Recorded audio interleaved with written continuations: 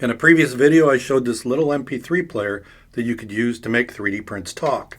And I had some people ask, can you make an animatronic?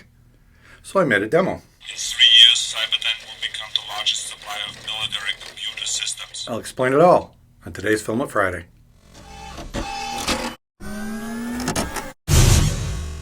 This video is sponsored by PCBWay.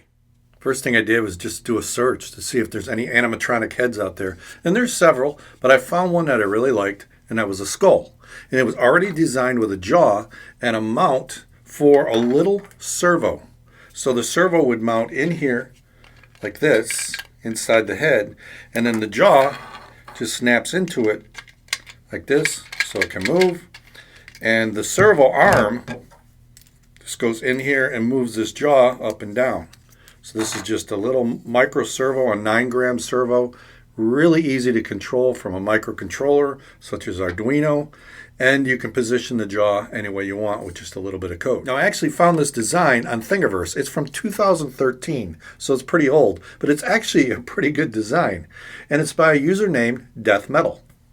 A design this old is typically not optimized at all for the modern printers, and so this needed a lot of support. I actually printed this upside down and then supported it from the bottom plus any other spots from the bed, and it did a pretty good job on the Prusa Core 1, but I did it at a 0.28 layer height, so there's spots of it that are really rough.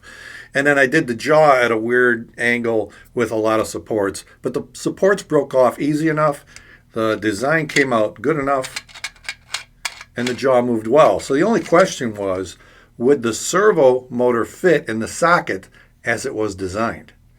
His dimensions are actually really good because this servo fits in here, goes into the slot, and snaps in tight. And then when you look at it lined up, you can see the servo arm is right in line with the hinge where the jaw will go in. So then this arm on the servo can go right into the jaw and lift it or drop it with control. Now if you look back here in the jaw, there's a slot where the servo arm goes in. Now it's a little bit loose. Maybe his servo arm was a little bit wider.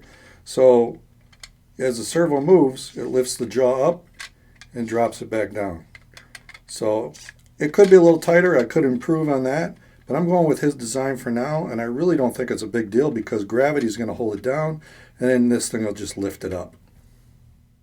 Inside a servo motor is a DC motor with a bunch of gears, and those are connected to a potentiometer, so it's got feedback of what the position is.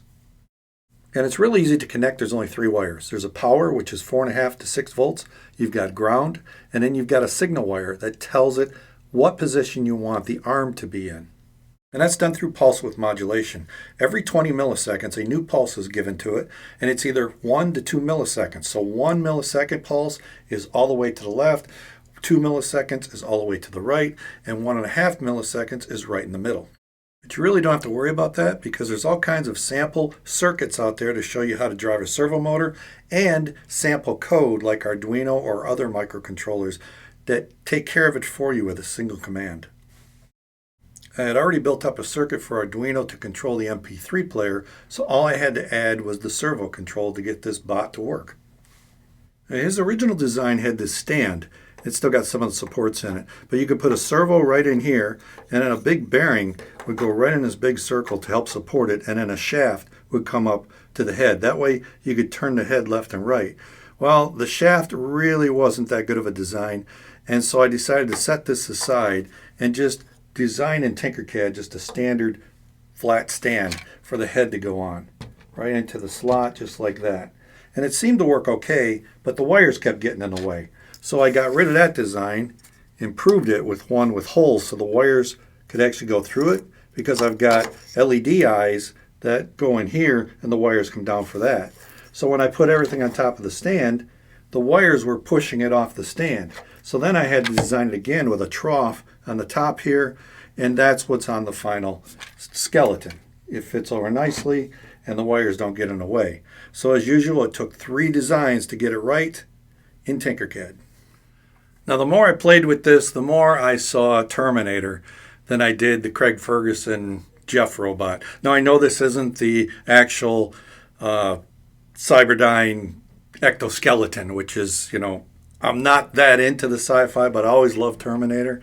And so what I decided to do is make it more like Terminator. I put red LEDs in its eyes, and then I found MP3s from Terminator, Arnold Schwarzenegger saying different lines. Found a whole bunch of them, put them on the SD card. I'm still working at how to get it to play various ones, keep the jaw in line. So that's a whole nother phase of getting this thing to work. But the main thing I wanted to do is just get the jaw moving, get it synced up with the words, at least one phrase, which he says. And let's listen to that again. In 3 years, Cyberdyne will become the largest supplier of military computer systems. So I've actually got the MP3s where he goes through and explains the whole thing, how AI takes over. It'd be really cool to have a robot or skull, or even maybe I can make it look more like Terminator, I don't know. But also maybe some shoulders, get the head to move. So there's a lot I want to do with this. I'm having a lot of fun. And it's a great way to show how electronics, 3D printing can come together and make some really cool projects. I also want to try to make it easier for something like this, for someone that's not really into electronics. So I've got a hold of those speaker that I showed in the previous video that has the MP3 player built into it. And then I want to see if I can take the electronics, put it into a little 8-pin microcontroller, and maybe make a board that'll go on back of the speaker. So to make this thing talk and even control a servo or two, it could all be done on a little board about the size of the speaker stuck into your 3D print. I think that would be cool if I can come up with that. So I'm getting all this working and then see if I can shrink it down. I think that's going to even be more fun. But I'm also going to need for that a circuit board. And for that, I go to PCBWay.com. I get all my boards from PCBWay.com. I've done it for years, even before they sponsored me. Their 10 boards for $5 is a great deal, plus shipping. Upload your Gerber files, tell them what settings you want, solder mask color, silkscreen color. You'll get a quote. To ship to me, 10 boards is $25.55. It's a great deal, so check out PCBWay.com. If you're looking for circuit boards, I highly recommend them. So if you've got other ideas for this, or maybe modules you already know about, or a better 3D print, hey, let me know about it in the comments below. I know you can't put a link, but describe it and I'll find it. And you'll probably see this show up on the channel in the future because I'm having so much fun with this and just the animatronics in general. There's a lot of designs I could get ready for Halloween, so I got plenty of time to do that. So I'm sure, in the words of the Terminator, I'll be back. I want to give a special shout out to all my Patreon supporters. Thank you so much for everything you do for the channel.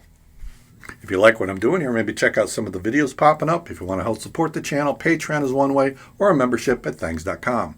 And if nothing else, click on the logo and subscribe. I'll see you next time right here at Chuck Hellebuck's Electronic Products and Filament Friday.